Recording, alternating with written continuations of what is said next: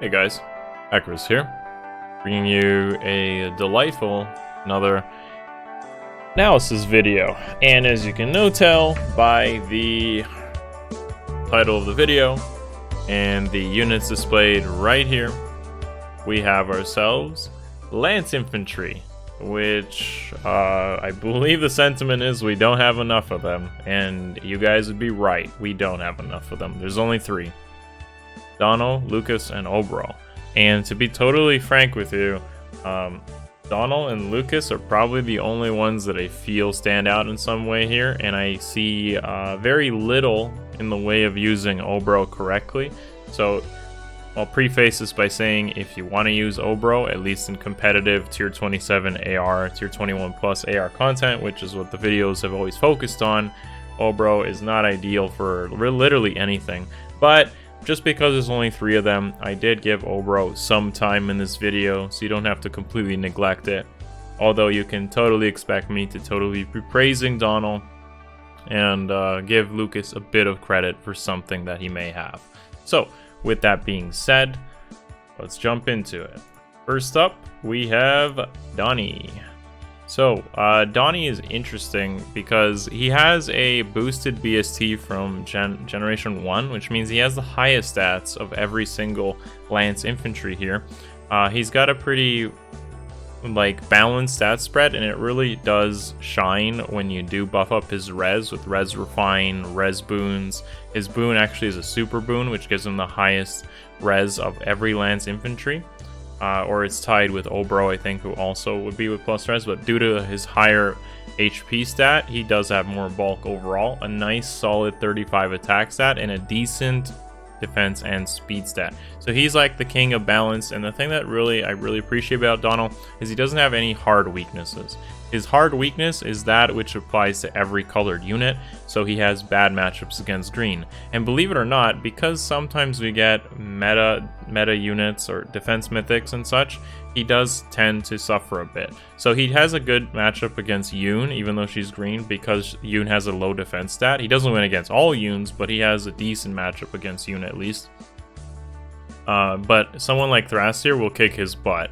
So, he's not really recommended in Astra over Light, for instance. Some units can do better in Astra than they can do in Light. I think overall most units are better in Light than they are in Astra. I think the only unit that does maybe debatably better in Astra would probably be Winter Cecilia, who you'll probably see me cover in a different video.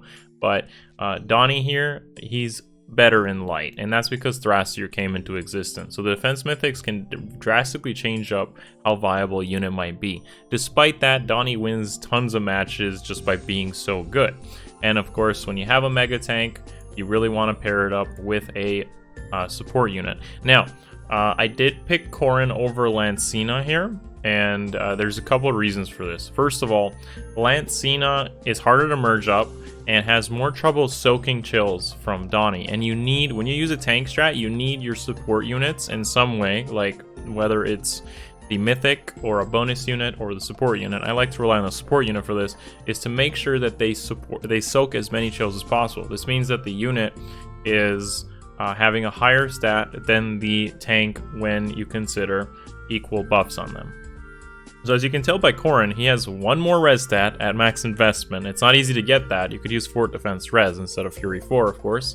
Or in higher attack, higher speed. Unfortunately not higher defense, but I'm sure you could probably have a bonus unit with a higher defense instead. But generally speaking, 3 stats covered through chills is already huge. If you're using someone like Air, she could also do attack and speed, for instance, with life and death. And then you can have Corrin with Fort Defense res or Fort res, for instance, covering the res stat here. So Corrin is huge. Now another thing I want to mention is that Corrin is red and Donny is blue. Lancina is blue, so 2 blues makes your team comps a little bit more awkward. With that being said, Lancina isn't a bad choice. It's just a little bit better when you have a support unit that has a better role in soaking those debuffs. So Donny, super good. Donny doesn't necessarily need to run quick riposte, and this may become more of a problem as you run into stuff like null follow-up, sturdy impact. He can win the speed stats there, especially with buffs like extra speed and drive speeds and what will help him win,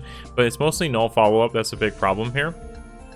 and the HP threshold, which he may get knocked out of. So I don't feel QR is my favorite option, but it does win some matchups. Fierce Stance with plus attack is an alternative option to go for one-shots, but I'm going to cover that in something a little bit different later down the road, which you guys will see. With that being said, next up is Oboro. So Oboro is... I tried to really think of a place to put her, but I feel like her best role is something of like a frontliner defense unit. So what you can do is take advantage of the fact that she has a armor effective weapon. That's pretty much the only thing that makes her stand out compared to the other Lance Infantry, and some really decent bulk, I would say. So using stuff like Shield Pulse, Infantry Pulse, and other units on the defense team that would also have Infantry Pulse, you can get her to kind of set up a one-charge miracle or so, or a low-charge miracle, which helps her be a decent frontliner, kind of like Seliph in this aspect. Combine her with something like Thrasier, and you have yourself a nice follow-up. Now, Thrasier here is running Killing Intent, has some attack speed, and just really tries to focus on AoE, and that Astra units tend to have low res because there's no air buffing up the res.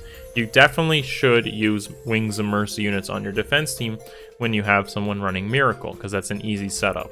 So if you consider someone, like I mentioned earlier, like Winter Cecilia being popular on Astra offense, then someone like Oboro is actually pretty good on a defense team to counter that sort of meta choice. If armors become more prominent, then Oboro gets a little bit better. So this is the only real place I would put Oboro.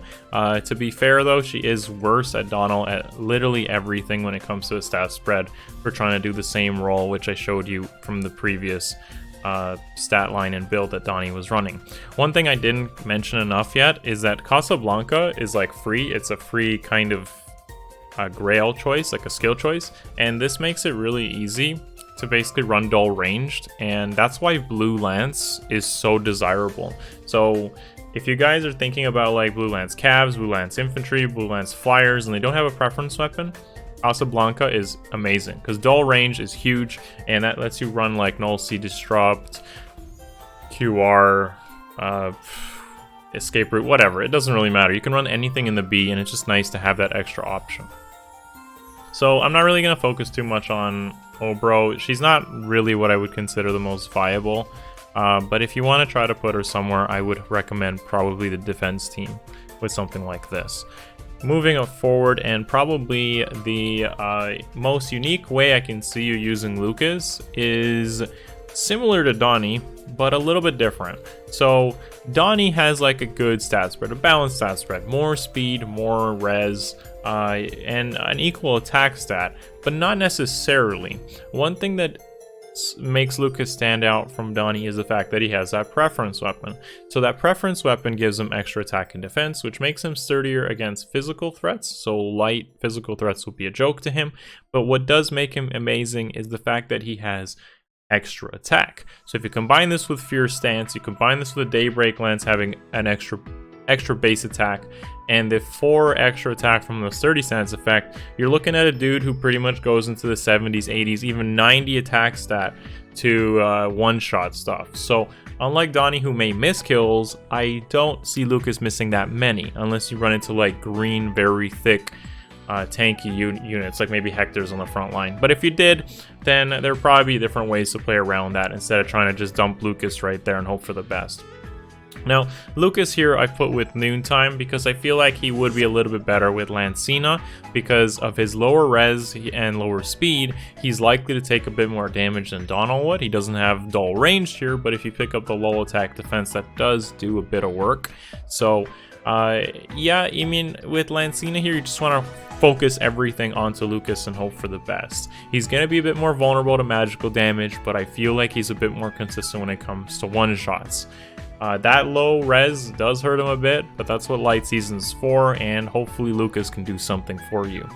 I sincerely hope in the future we get maybe some more Blue Lance Infantry of some sort. I feel there's a lack of it in the whole Fire Emblem universe, but you know, maybe some Grail seasonal units or something could spice it up in one way or another. Kind of like how Charlotte was like carrying a spoon in the first year. If she ended up being like a Grail unit, for instance, she would have been a decent Blue Lance Infantry addition to the pool. So we'll see what's to come. But right now, Donny is super strong anyways, and I do recommend him in a lot of cases. Thanks for watching as always, guys. I hope you enjoyed the video. Give it a thumbs up. Sub to the channel if you haven't already. And let me know in the comments below. Maybe I want to actually know what Blue Lance Infantry units from the Fire Emblem franchise there is. So please let me know in the comments below what those are. I kind of... maybe they're in some Fire Emblem games I haven't played, but none really come to mind right now. Thank you for watching, guys. See you in the next one. Peace.